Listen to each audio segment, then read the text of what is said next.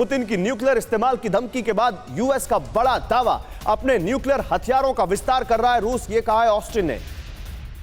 अब अपने ऑस्टिन रक्षा मंत्री हैं अमेरिका के, अपने न्यूक्लियर वेपन्स को आधुनिक बना रहा है रूस, ये कहा है Austin, Lord Austin. US defence secretary Lord Austin का रूस पर सनसनीखेज दावा है, न्यूक्लियर वेपन्स को मॉडर्न बना रहा है। और क्या करके मानेगा अब रूस, और कितना मॉडर्न बनाएगा रूस, सवाल तो यही है। अब देखिए पुतिन का एटमी मिशन, यूएस को टेंशन। आइए आपको अब दिखाते हैं अपने स्टूडियो के अंदर जो हम आपके लिए स्पेशल ग्राफिक्स लेकर आते हैं, उनके जरिए रूस अपने न्यूक्लियर शस्त्रागार का विस्तार कर रहा है, रूस अपने न्यूक्लियर हथियारों को मॉडर्न बना रहा है।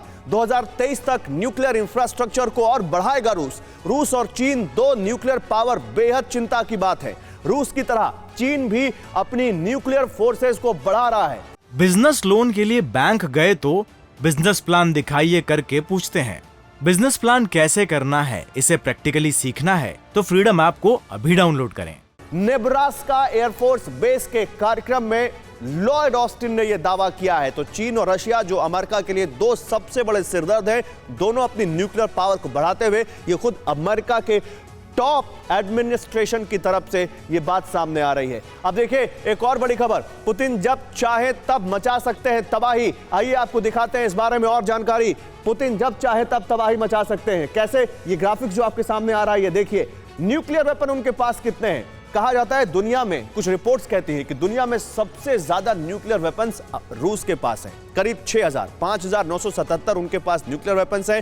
टैक्टिकल वेपन्स 2000 के करीब उनके पास हैं, और इसके अलावा उनके पास हथियारों की भरमार है, महाविनाशक हथियारों की भरमार है। ब्रिगेडियर दत्ता, मैं आपके पास नहीं आ पाया अभी तक, सॉरी, मैंने आपको बहुत देर बैठा के रखा और अभी तक आपसे सवाल नहीं लिया।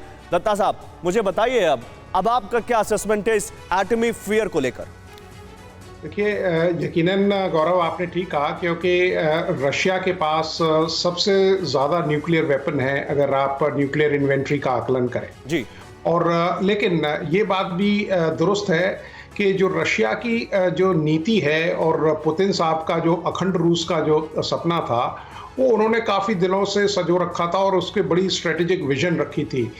आपको याद होगा उन्होंने जितने यूक्रेन के जो न्यूक्लियर वेपन्स थे उनको करीब 15-16 साल पहले रशिया में शामिल कर लिया गया था और ये कहा था कि भाई हम आपको सिक्योरिटी प्रदान करेंगे। लेकिन उनकी जो न्यूक्लियर आर्सेनल है उसमें, उसके अंदर उनके जो वेपन्स हैं वो उनमें से करीब 40% जो उनके वेपन्स हैं वो सस्पेक्ट है, या वो अंडर परफॉर्मेंस देंगे या अंडर परफॉर्म करेंगे। लेकिन देखिए, विश्व युद्ध छेड़ने के लिए या विश्व में तबाही करने के लिए कोई 6000 न्यूक्लियर बॉम्ब्स की जरूरत नहीं होती है। चंदे ही इसको एक तबाही की तरफ या त्रासदी की तरफ ले जा सकते हैं जी।